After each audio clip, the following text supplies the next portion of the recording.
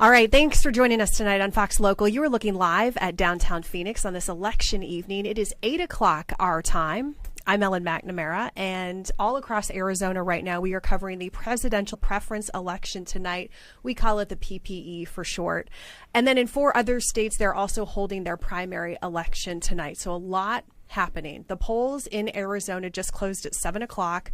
We are already starting to get some of the results. We expect those results at about 8:01 right now. We expect them to come in about 8:05 or so, but they are, many of them have already been tabulated. In fact, about 547,000 ballots, that's almost 80% of the vote, happened early, which, as we all know in Arizona, that is a good thing. We want those things to happen early. Chuck Coughlin, CEO of HighGround, Inc., a political consulting firm, is here to talk with me about the results and all sorts of things politics related.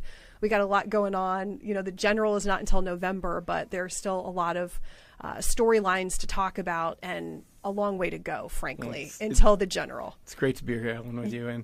And we certainly do have many, many nights and days to go before we find our way to November. Yeah, so we're still waiting on those results, and once those results come in, we will bring them to you live right here. We'll be able to kind of go back and forth. We do expect, though, Chuck, that Biden is going to win, Trump is going to win. Yeah. I mean, this is kind of a formality, essentially, right? And independents are not allowed because this is a closed election. Right. Arizona's PPE, you are required to re-register as a Republican or a Democrat to participate in the election. Unlike our state primary where independents can choose a ballot, here you literally have to re-register. So yeah, that won't be considered tonight. I know some people actually re-registered to vote in this and then re-registered back. I don't think that's a whole lot of people. That takes a lot of work and effort. But yeah, so you're going to see a core base election today of partisan Democrats and partisan Republicans. And as you said, we expect to see heavy odds-on favorites for the current incumbent president and the former president. But it'll be interesting to see, you know, who doesn't do that, and how many people actually cast a ballot for somebody other than Joe Biden or other than Trump, because the assumption I'm making there is that's a protest vote, and then it's also maybe a statement of I'm not going to vote for that person. Right. You know, I would think that would be more strongly held on my Republican side of the column, that people are literally voting for another candidate tonight are probably not going to vote for Trump, because it takes a lot to do this today. Yeah.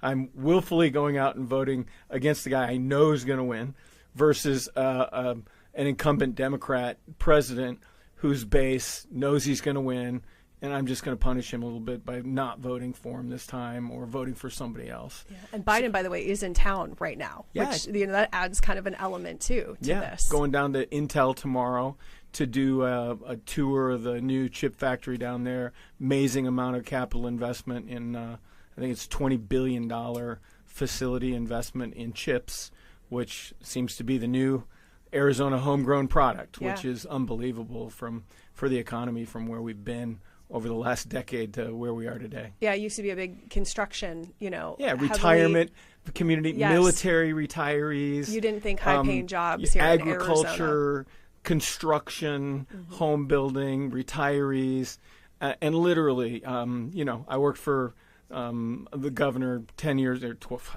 that's 14 years ago now, and or 12 years ago, and the economy of Arizona has literally transformed itself over that time. It's really, truly remarkable to see the amount of manufacturing jobs that have moved in, the amount of high-tech jobs.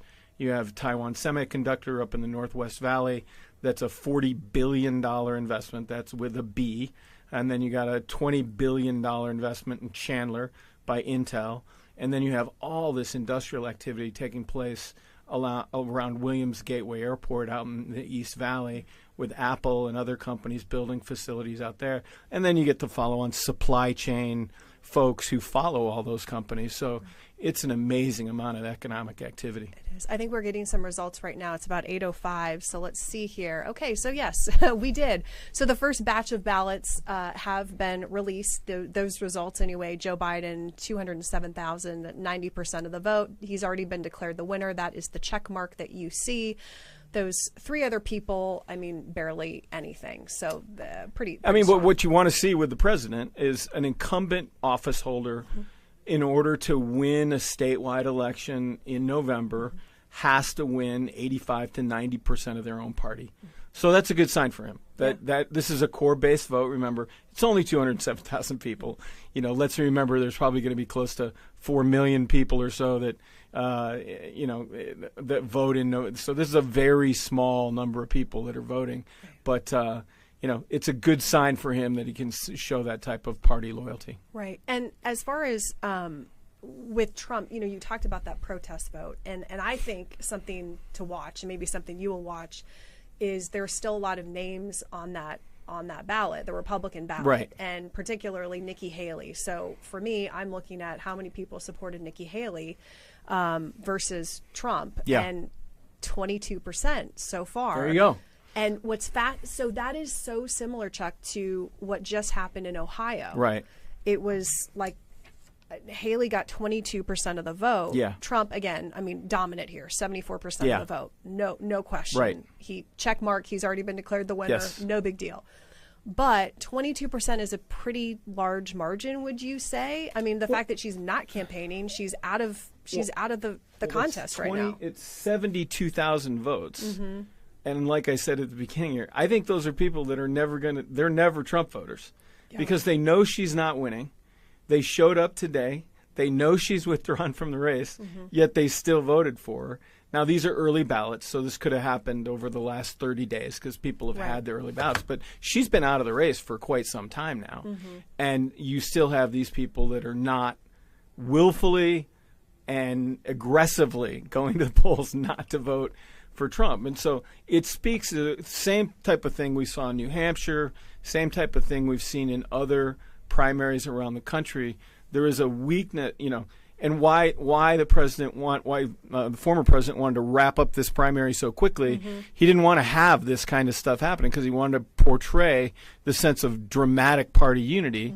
And what's not being seen here is just that. There's, you have Biden with 90% of the Democratic vote, and you have the president with 74% of the vote. That's a problem. I mean, that's a problem come November for him to say, okay, how can I bring these people back in? But we've also seen his narrative does not give way to that. Yeah, I mean, he was critical of Haley. Haley did not endorse Trump. Right. And he needs those people in his tent. He does to win. Right. I mean, the former governor of Mississippi, who was the head of the Republican National Committee, one of my people who I sort of latched onto, Haley Barbour, said, the key to successful politics is addition, not subtraction. You can't tell people, I don't want your vote. Well, they'll show you. They will not be your supporter then.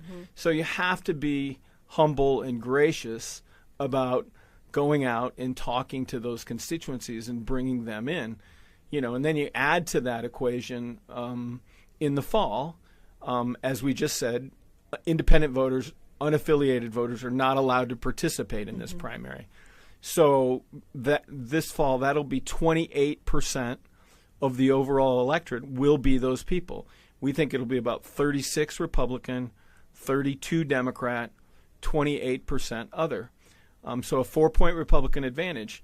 But if you're losing 20% of Republicans to begin with, and then that message would tell me that those unaffiliated voters, which I haven't seen vote for a MAGA candidate since 2016. And are these like McCain Republicans? Are these? I think that's a shorthand way. It's a different. It's John has people out here, but it's people who, I would say this. It's people I think that are not happy with the MAGA narrative, with that approach of that Trump has of everything's bad, everything's negative, calling people names. It's not an aspirational narrative. It's a negative narrative. I think parts of the electorate really want to be inspired. They want to say, hey, are America's, Trump's implication is America's best days are behind her. I think what you're going to hear from Biden is don't bet against America. You're going to hear these type of competing narratives, and that which one is more appealing to unaffiliated voters and people who are not as partisan as the two bases are. Yeah. And independents, I mean, that's the thing that makes us so unique in Arizona, is just the fact that we have so many independents. And they decide the election, essentially, when it's such a close election. Yeah, to win a statewide election in Arizona, you have to win, as Biden did tonight, 90%, 85 to 90% of your own base vote. Mm-hmm. You have to hold that. And then you have to win a plurality of those unaffiliated voters. You don't need to win them 80-20. You need to win them 60-40, 58, somewhere in that margin in order to prevail on a statewide ballot. No one party support alone is sufficient to win a statewide election in Arizona. So the rule that I've followed, since I saw him win them in 16, and then saw Sinema win them in 18, is, how do you corral that unaffiliated portion of the electorate and call it yours? Mm-hmm. Something I am trying to figure out, just as these primaries have happened, is that, right now polling has Trump winning these swing states like Arizona, which, he lost in the previous election. But many, as we talked about, those people kind of in the middle, or people who are supporting Nikki Haley, many of them in these exit polling, interviews are saying that they would never vote for Trump. So I'm wondering, why does Trump win these swing states right now in polling? Yeah. If you can even answer that question. It's conjecture, right? It's a manager's best guess as to what's going on. And where I go to is the general unpopularity of the two gentlemen, that nobody really wants this rematch. 40 to 50% of the electorate is abhorrent to this rematch. And so if you're asking me today, because I'm not happy with, this is the prospective voter, not me personally, but I'd say I'm not happy with the incumbent president today. I really don't like Trump. But when it comes down to it, and we're, 8 months down the road here, have interest rates gone down? Is the economy still performing well? Is it not? Has he done something about immigration, or has he left that alone? I mean, the narrative's still out there for a president, either of these candidates, to shape the narrative if they're thoughtful about how they do that. But, the one clear thing that I see about President Trump's narrative is that it's negative. It is consistently negative. And I just don't see how that's a winning narrative. And I think he's going to have to look at that down the line and say, okay, what am I doing? I can't just, bag on the country the whole time. There was something today where he was asked in Florida, and they held their primary today too. And he was asked about his former VP, Mike Pence, not endorsing him. And he said, I don't care. It doesn't matter to me. That's a big statement though, right? From the second man in charge under Trump. Well, right. And you're going to continue. That's a significant statement. And then you look at every other cabinet official that served under Trump in the first administration is not on board this time. Right. I don't think there's a single one that has come forward and said, hey, let's do this dance again. And that's, I think, going to be part of the narrative. If I'm President Biden, I'm going to certainly talk about that. I'm going to say, here's who's coming back with me. Here's who's not coming back if he's elected. And because that has a way of showing, we all know those people who know us best, our spouses, right? Right. And our kids. And the people we work with. Yeah. And those are the people who can testify to your character and who you are. And that's a big thing. That's a challenge going forward for the president to be able, other than belittling people, which he does very well, what do you say about that? How do you narrate that? Immigration, that's a huge issue. And it's so fascinating because When you ask people in New Hampshire, Yep. what is their number one issue? Many of them said immigration. When you ask people in Iowa, when you ask people in Montana, they say immigration. Yeah. They're not even a border state, Yeah. but that is a huge issue. And obviously it affects us Yeah. directly here in Yeah. our state. And Trump, according to most people, would have the upper hand. No doubt about on it. that, right? No doubt about it. He successfully executed a policy with the help of the pandemic. Right. Remember Title 42, that he shut down immigration at the border by any measure that we could measure today. And then when Biden got in, he reversed all those policies. Mm-hmm. So he owns, I think, the more than 4 million illegal immigrants that have come into the country. And the country's not happy about that. They're not happy that there's been this flow of immigration into the country, and no controls at the border on how to do that. The interesting narrative part about that is to see if Biden can use the bill that he said he'd support, that was supported by Senator Sinema and all the Democrats and purportedly at least 10 Republicans, but it never got to the floor, said, we had a solution and they walked away from it. Can Biden execute on a narrative that points at that, saying, no, this isn't my problem, it's his problem? I think that's going to be a really tough bridge for him to hit. I think he's going to have to do something. He's going to have to do something with his executive authority on the asylum issue, because asylum historically was a really good thing for this country. It's the Statue of Liberty iconic model of what immigration has meant to the country, that, give me your huddled masses, the people who are yearning for freedom to get out of oppression. But what it's become is an economic migration. Yeah. It's people just want to leave where they are because there's better opportunities in this country. And that's not a good enough reason to be here. Right. And so, he's got to do something about that. I think he has to do something about it before September, or, before the election starts in earnest, and to address the failure, because it is a failure.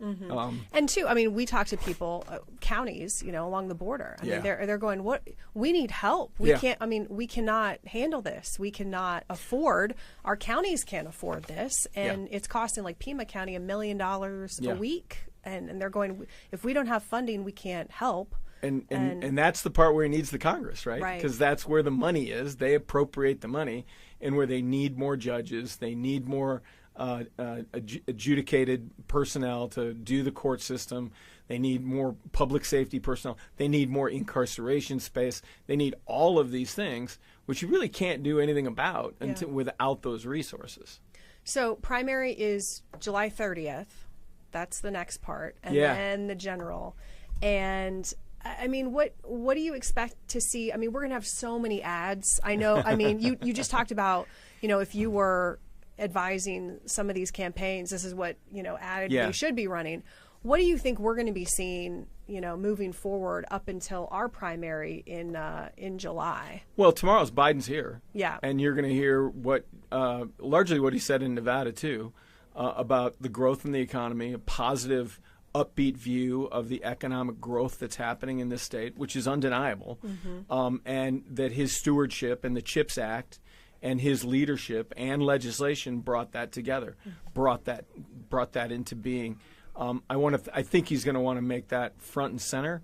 I think he's going to take credit for a lot of the bills that Kyrsten Sinema helped him get through the U.S. Senate on maybe gun control, same-sex marriage. There was one of those. There's women's health care, too. That'll be a big thing. Oh, absolutely going to be a big thing, particularly because that's going to be on our ballot this coming November, we believe.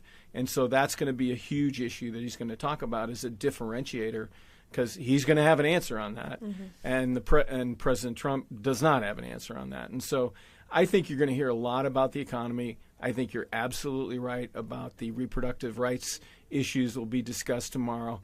And his overall sunny, optimistic Joe Biden view of the world that, I think tends to make people feel comfortable, if bit disconnected. Minus the age. Yeah, minus the age, and maybe a bit disconnected from the way they're currently seeing the world and the economy.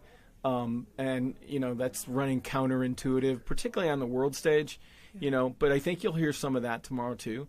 You'll hear the Ukraine issue, he'll evoke Senator McCain perhaps and his view of what America was, and what it's supposed to be, to the rest of the world. And so Trump, what do you think we're going to hear from him? Because he's going to be traveling too. Oh, yeah. He's going to have to deal with some court issues, but he's going to be traveling here and holding rallies like he has been before. Yeah, so that will happen, and he'll be out here, and I just think the narrative has to figure out a way to evolve, because it's so heavily negative right now that it's not aspirational. It doesn't look to what his administration would do, other than it won't be Joe Biden's administration, and I don't think that's enough. So we're going to have to he's going to have to put some more presents under that tree. He's going to have to put some more clothes on that mannequin to be able to talk fluently about that. And I've yet to hear that. If the past is an indicator of the future, what we're hearing is a very negative narrative right now. And he will need those Nikki Haley voters absolutely to win. I believe Chuck Coughlin, CEO of HighGround Inc., thank you so much. I want to bring in John Hook now real quick, because we're going to go over some of the numbers of the PPE. Look at this guy. And we're going to switch. I got to get out of here, man. We're going to switch you guys out, literally. I get pushed out. I'll see you on Switch the you out. Thank you, sir. Okay, that's my good friend Chuck Coughlin. All right, so John Hook is in the hot seat now. So we have been looking at some of the numbers. Yeah. We kind of glazed over them. I mean, this is, and Chuck said this, John, that is what you have to have. A 90%. If you are the incumbent, that's what you need to have in Chuck tonight. said that? That's what Chuck said. I defer to Chuck. Here's what I would say about this. There was this Marianne Williamson protest vote concerning the Biden administration's handling of the war, Israel and Hamas. Yes. Yep. There were Democrats urging other Democrats to vote for Williamson as a protest vote. Because she was the only one that... So that is a small number. Yeah. It's not a big number, and that's kind of been reflected nationwide. She's really not been able to get much over 3%. Right. So that's still a small sliver of the Democrat Party that's engaged in a presidential preference election. And the Trump, we also have the results on the Republican side as well. That's interesting. And isn't it interesting? It is interesting. There's a couple things. Cautionary tale on Nikki Haley. She dropped out 13 days ago. Some of her votes could have come in because the voting in Arizona has been going on for 27 days. Right. Some of her votes could have come in before she dropped out because it's mail-in vote. So that's possible. But if I'm the Trump campaign, I'm looking at that number and I'm thinking you got to pay attention to it if you're a realist. If you want to win. Yeah. And so, again, does that mean the Haley voters wouldn't vote for Trump in a general? I don't know. Right. But I would be looking at that number and saying, okay, we got to pay attention to that. And similar number in Ohio. Yes. The results, about 20% of the Republican side, cast a vote for Trump. I'm sorry, cast a vote for Nikki Haley. It's a cautionary tale. It's a cautionary tale. And as you know, independents and, moderates, you have to win those votes to win, especially in Arizona. Sure. And that number of registered Republicans and independents is right around 35% each.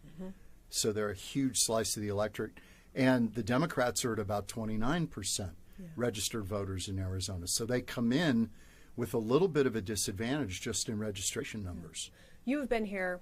I'm not going to talk about age. Go ahead. You've been here a long time, brother.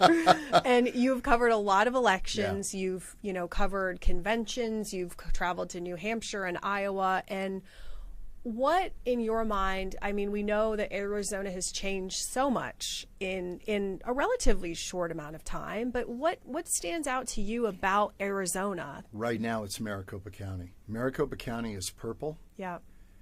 The rest of the state in the overall picture may still be a little right of center, but Maricopa County's become purple and almost blue in a lot of spots.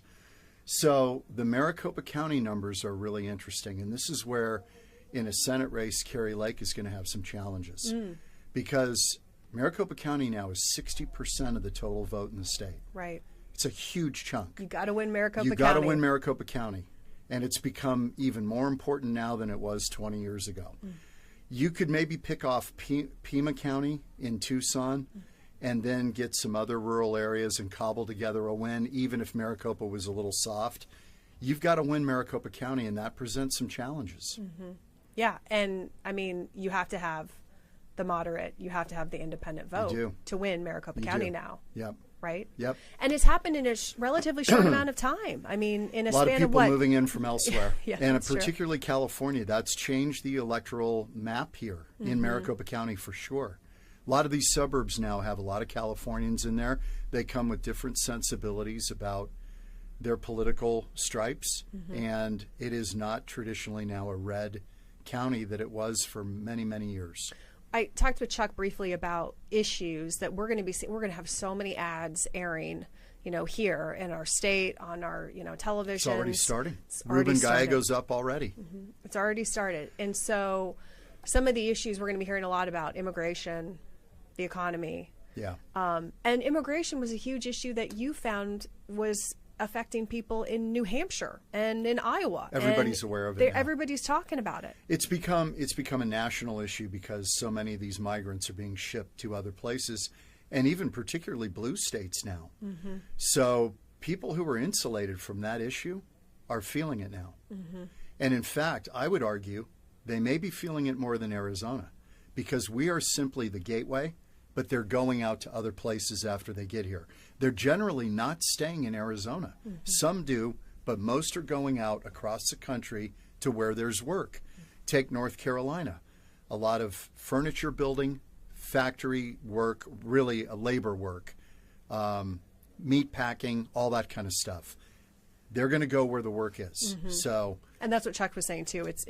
Under Trump, it was we had COVID, so you could say, you're not coming in, but the asylum has not necessarily become the asylum claim that it once was, where now it's more economic. Yeah, it's economic, and the system is being gamed. I think there's few people who would argue differently, that the asylum claims are really economic claims. It's not a true asylum claim of credible fear. Right. They're claiming this because they're coached to say that, to get across. Yeah.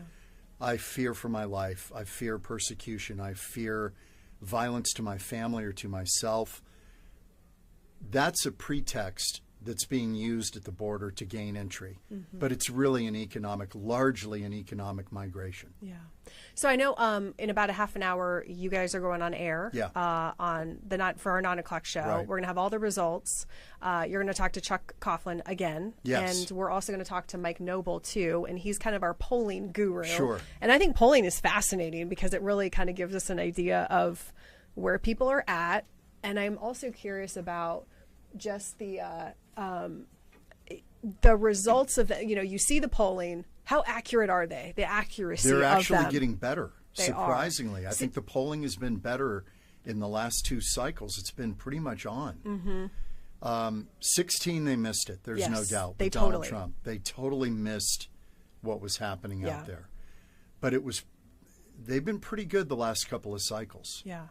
John, thanks so much for coming You in. got it. Mike Noble, we're going to send him in. Is he coming in? I think he's going to come in just a Great. second. And we'll I'll see you at 9 o'clock. Nice job. This is great stuff. I enjoy this. I appreciate it. It's kind of like getting back to radio. I'm glad you're in. And you started in radio, right? Yes. You started in radio. Yes. Love it. Right Okay. here in this building. All right. Thanks, Ellen. Again, we're guys. not going to talk about age here. All right. John, thanks so much. Okay, so if you are just joining us here, this is Fox Local, and we are so happy that you're joining us. And just to kind of recap right now, we are covering the presidential preference election. We call it the PPE. And what you're looking at now are results on your screen. So Donald Trump has won convincingly, 77% of the vote. He is the winner.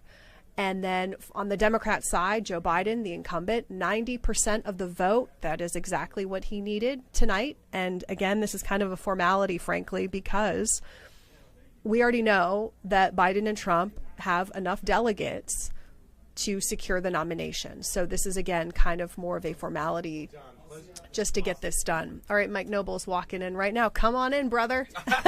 Good to No, you're good. I'll be late to my own funeral. Oh, you're good. Good to see you. Thanks so much pleasure. for coming in. Yeah, Absolutely. so we were just kind of going over some of the results of the PPE. You know, not a surprise, and we knew that was going to happen, so not a big deal. And then I wanted to talk to you though about polling because I know a little bit. I'm fascinated by the polling, and we have talked with you previously about specifically the Senate race. Do you have any other polling that you just did that is like new? I know you had the governor. I got a bunch of new stuff. You do? Yeah, no. Okay. I mean, what state? I got Arizona, Nevada, Utah. I got our national stuff. Sure. What are you Let's looking for? talk about let's talk about. So I was asking Chuck. I said, "Okay, Chuck, we have all of these polls that have come out that show in these swing states that Trump is ahead right now. Yeah, the battlegrounds. Yep. And the battlegrounds that Trump is ahead, right? Correct. That is true. Which, by the way, is funny. 4 or 5 months ago, that was actually the inverse of that, where actually Biden was up in pretty much all of them except for one. And it's interesting, in the last 4 or 5 months, that's really kind of flipped on its head, where Trump is basically ahead in pretty much all of the 6 states. Like if the election were held today, which it's not, but if it was, I would bet Trump would beat Biden. Yeah. So this race is incredibly interesting. So a couple of takeaways. So biggest questions I get from folks is like, well, how do we end up with these 2 nominees, right? Right. Because not only is it a repeat from 4 years ago, but also the electorate is like, well, can we do better? And it's interesting from the polling, what it's yielded. Like, why is that? Is that one is like, okay, what's an alternative? Let's start on the Democratic side. Well, what about it is about Joe Biden? Like, who would be suitable to replace him? Like, who could perform better? Because think of them as like horses in a race, and you know, you want to put your best horse in. And basically, you saw that only person that was better than Joe Biden was, frankly, Michelle Obama. Everybody else, with polling. Yeah, with polling. Like, who would perform against Trump? Like Gavin Newsom, all those others. No one did as well. Kamala Harris, no go. And basically, but Michelle Obama doesn't really have an impact. But one of the things we saw was, and she does not want to run. She's like, get me out of here. She's smart. She's smart, especially in today's politics. And so when you look at that, it was basically the takeaway was that the closer you were to the Obama orbit, the better the Democrats liked it. The more you kind of got away from it. So once you start getting to like the AOCs of the world and stuff like that, or Bernie Sanders, it starts to taper off. And so it's interesting that Obama nostalgia, but basically Biden is the guy. But also their biggest concern is like, hey, age, especially among the younger wing of the Democratic Party, having a bit of a problem. And again, and basically the older the Democrat is, the more they like Biden. But as they get younger, the less affinity they have towards Biden. So it's interesting. But you basically have 2 choices on the national level, and they're like, well, how could this be fair? Because you talk to Democrats, talk to Republicans, they're like, no way Biden can be there. He doesn't know what's happening. No way it's Trump. He's too crazy and off kilt. Okay, well, here's the thing. They're both absolutely right. We have basically 2 terrible choices this year, but ultimately voters are going to have to pick between the 2 of them. It's the reality. Yeah. I mean, we can't change the reality. That's the reality. That's what we had today in Arizona. That's what people were deciding, right? Yeah, 100%. And then you have the independent sector, which is pretty large. Yes. And I'm sure that would be fascinating to talk to some of these independents about what are you going to do? And are you going to have a poll with Arizona independents? Because we would love that data. Oh, we have that. And it's funny with the independents, right? So when you really look at the electorate, so like technically, like we're like 1/3, like think of a pie. We're 1/3 Democrat, 1/3 Republican, 1/3 independent, with a slight edge to Republicans. But when you look at that slice, that 1/3 of the independents, they're not actually true independents. You have basically a quarter of them that are actually Democrats. You have a quarter of them that are roughly Republicans. So really about half of them are really your, what I call, quote unquote, your true independents. They don't lean one way or the other. And so they're about, I'd say about 16, 17% of the overall electorate. So of that total vote, it's crazy how the general elections are pretty much decided by that 16, 17% group, which you saw of like, let's say last election, of like how the top 4 at the top of the ticket here in Arizona, all top 4 Republicans lost, but all the Republicans won down ticket. And it was really a difference between the type of Republican, because there's kind of 2 brands right now. You kind of have your traditional, regular Republicans, the standard traditional, and then you have this MAGA or populist movement one. So these two types, and the difference is one's proven they can win generals, the other hasn't proven that as of yet.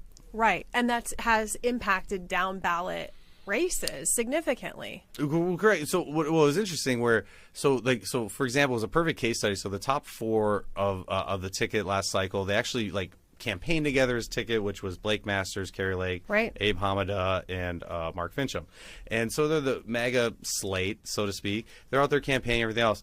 All 4 of them lost, which Republicans had a +7 advantage in turnout, which is a really good advantage. You got to really lose some of your base and independents decently to kind of mess it up.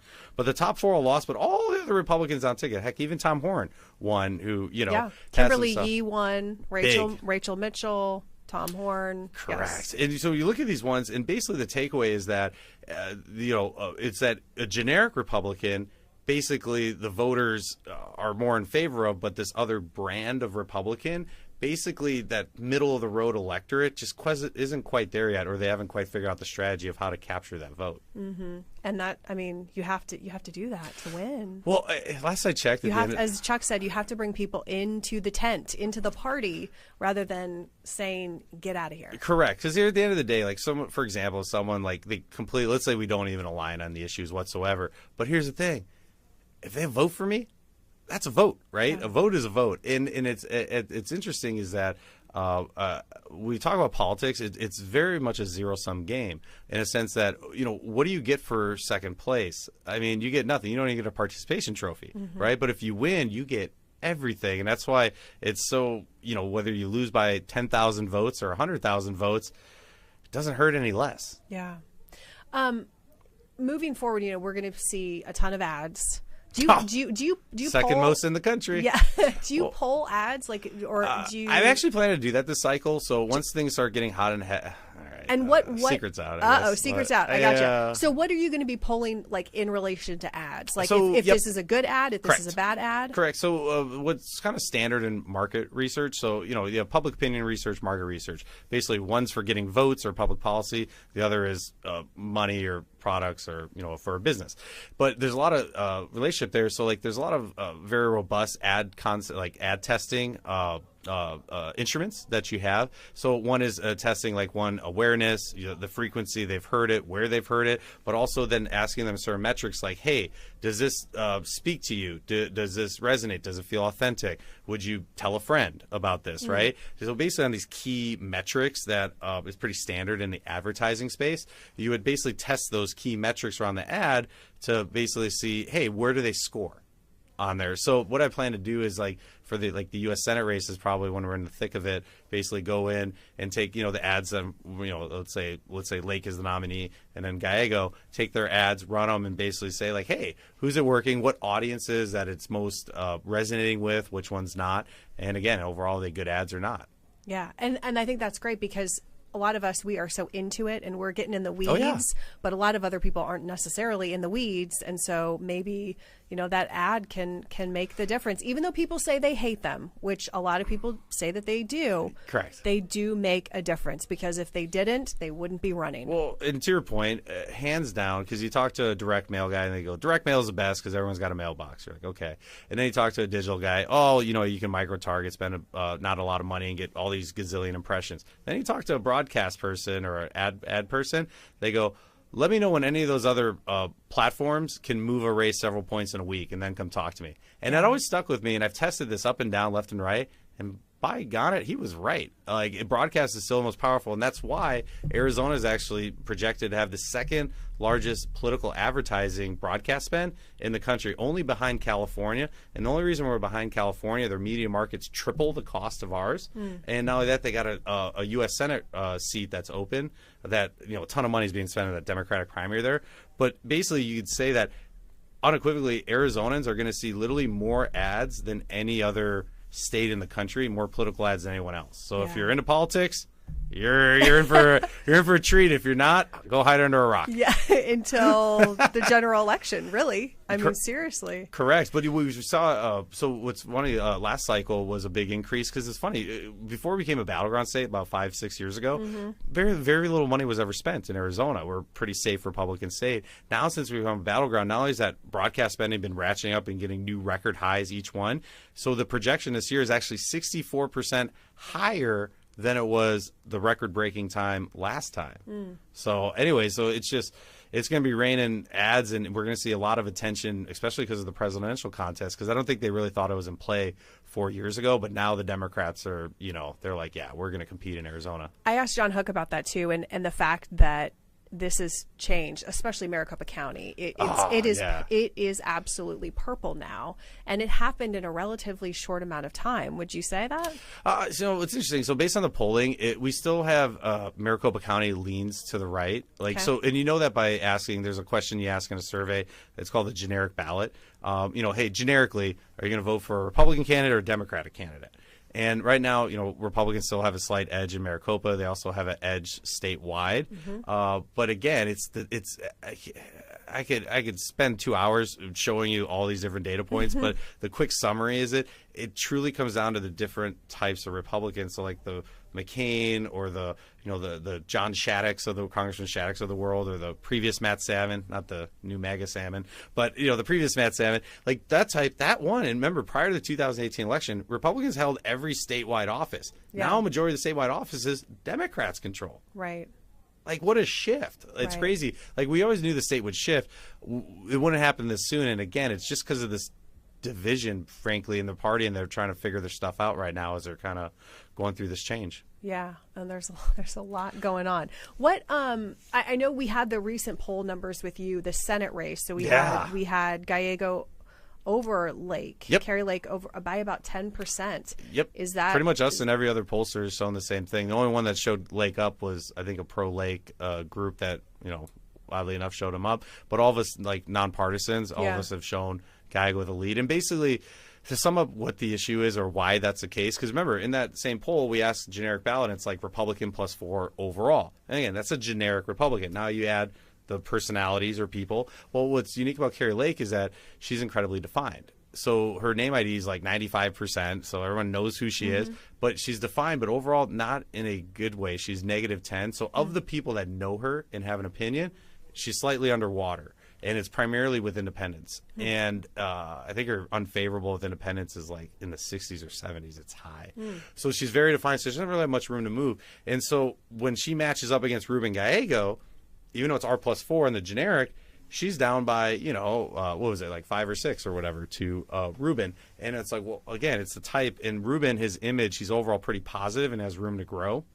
And he's already airing ads. And he's basically telling his story. And you look at his ads. He's an Arizonan. He's a veteran. He's a dad. It's like, how do you not like that, right? He's basically doing the Mark Kelly, Kirsten Sinema approach, right? And basically branding yourself so when the attacks come, it's kind of like building up your armor, so to speak. So when the attacks come, kind of like Mark Kelly, he ran those positive ads the whole time, and the Republicans, McSally, the thing they had in the back pocket was, hey, we're going to hit them on the China stuff, right? China Kelly. And once they did that, basically what happened is that we saw that it caused a bit of a divot, like it made the race closer, but basically gave those folks pause, but never brought them over. But after a month, they're like, I'm not sure about Kelly. You know what? I don't buy it. And they went back, basically. Yeah. And it's because basically armored up that whole time. I don't think Sinema would ever answer this directly to anyone in the media, but do you think... Does she answer anything directly? In your opinion... do you think when she saw the polling, she said, there is no way, I am not going to win this thing. I have no chance. I do not want to go out a loser because I've always been a winner. There's no point for me to try to continue. I think 100% that's why. I don't think it was 100% my polling, because here's the thing. They got resources and stuff. They got internal pollsters. They'll never release the stuff. But let's just say, I guess that's the reason why I do it, is that a lot of the stuff is kept behind closed doors, but they'll put certain narratives and stuff to make it seem different when they know, like, oh, we're in trouble. Like, we predicted Jeff Flake's not running. We predicted Mitt Romney not running in Utah. And then I predicted 2 weeks before Sinema announced, I said in my press release, I was like, hey, based on the data, based on everything, I don't think she's running. And sure enough, wasn't, because I think the problem was Sinema. The stars are almost fully aligned for her to make it happen. The problem is that the third party, they're basically like political infants. And here's why, is that these other parties have over 100 plus years of infrastructure, donors, networks, all this operation, machinery, right? Yeah. The independent, like look at the third party, the No Labels Party. They can't even find a candidate for the national. Joe Manchin, he passed on it, and then also several others. So like they can't even get a standard bearer, because the problem is when you have basically a red and blue team, you have 1 and 2, but now you're injecting this third X factor in. Okay, who are they taking votes from? Because they're taking votes from one of these two. And like Manchin's like, I don't want to do this because I know I'll probably be tipping the scales to one side or the other. It's kind of like when a Green Party candidate's in a race, and if it's a super close race, yeah, they only get 1 or 2%, but they'll usually take from the Democrat. So then vice versa with like libertarians, where they'll take a little bit more from Republicans. So like, and that's been the problem. So I think the third party, what she found out is that when she moved there, she couldn't fundraise. Like, yeah, she had 10 million in the bank, but she needed 40. Yeah. And she would have spent half that just trying to get her darn signatures. And she didn't have a grassroots to go grab that. So based on all that, basically, I think she was trying to figure out a path forward. And ultimately, I think she came to the conclusion is like the machinery and the stuff, like she wouldn't have what she needed. And to your point, if you go out losing, you get nothing, right? Yeah. Now she can go out on top, sit on some board or whatever. Again, she's living the good life. Yeah, she can do pretty much whatever she wants. I'm assuming. She's smart. She's smart. And again, for her, and one thing I give credit for, prior to Kirsten Sinema, Democrats couldn't win statewide for the life of them. She couldn't. She literally was a visionary of laying out this roadmap, and Mark Kelly literally copied it. And Ruben Guy, who does not get along with Sinema, by the way, he's no fool. He's even copying that, right? So I think you got to give her credit on that. And I think the Democrats, how quick they were to throw her under the bus, it's like, got to give credit. Like, she showed you how to win. Yeah. And it's just funny politics. Yeah, and so she's out, and so we just have we have Carrie Lake and then Mark Lamb. And in your poll, you had Lake well over Mark Lamb. Up by 33 points. Yeah. Election today would be like 53 to 22. Basically, it looks like Trump and Haley in the presidential contest. That's kind of what it looks like. There's still 37% undecided. But what's so wild about that, and I didn't put it in the release, but I have it in a deck, but basically what's wild is that when you look at their images, Mark Lamb's like plus, 24, plus 30 with the overall electorate. So overall, he's pretty well liked, and he has room to grow. Or Lake, again, very defined, and she's negative. But in the primary, among just Republican voters, they have basically the same favorabilities. Both Lamb and Lake are both super known. She's a little more known, but he's super well liked, but he has less negatives than her. So not only that he's super well liked, but if you have two candidates that are pretty comparable, known, liked by that base, it should be a much more competitive primary. And that's why I say, like, the old rules of politics that we've had, these historical norms, you might as well throw a lot of that stuff out the window, because we're rewriting the book right now. Because yes, they should be way more competitive, but you put them in the horse race, Lake's crushing them by 33 points. And again, it's this dynamic of this populist movement who, is pretty loyal, and they kind of, vote in a block. Yeah, we only have about a minute left, but sorry, I yammered on. No, I love it. I'm fascinated by all of it. What moving forward with the polling? I mean, I love the fact that you are doing it out in the open, because it gives us data, it gives us something that we can report on, which I think is fascinating. Yeah, that was the goal. Why do you think, though, is it just internal campaign, happenings that go on that they want to keep it close to the vest? Oh, 100%. Yeah. I mean, if you got to think about it. So what political polling, a lot of people don't quite they know of it, right? Basically, the best way to describe polling, it's your intelligent. It drives all your strategy. Yeah. Like, for example, Governor Ducey, you'd say he had pretty steady leadership. He literally polled once a month. Wow. In there, right? But again, he was a smart businessman. He knew when you're making decisions, and especially impact people, wouldn't you want to get their opinions and test it? Like, hey, let's test this idea. Like, perfect example, the Build Back Better plan by Biden and his team that rolled out. I mean, that just rolls off the tongue. Build Back Better. Like, wow, that's great. They tested the crap out of that thing before they actually ran it. So basically, it's your intelligence, right? It guides your entire strategy. So it's incredibly valuable. It's just a lot of people don't quite understand it. And so what we do is that they don't put it out. And I've seen so many times where literally campaigns say, hey, we're up by 5, when literally their internals saying they're down by 5.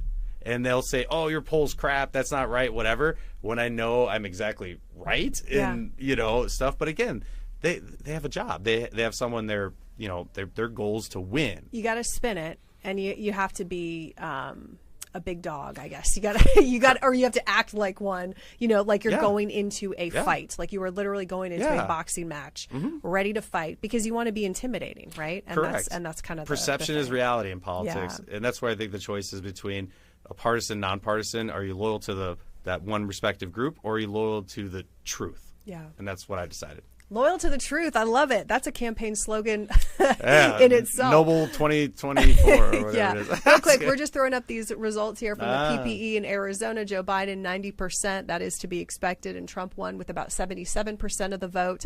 Nikki Haley came away with about 20% of the vote. Those are the results that we have for you folks in Arizona. And again, this was a closed election.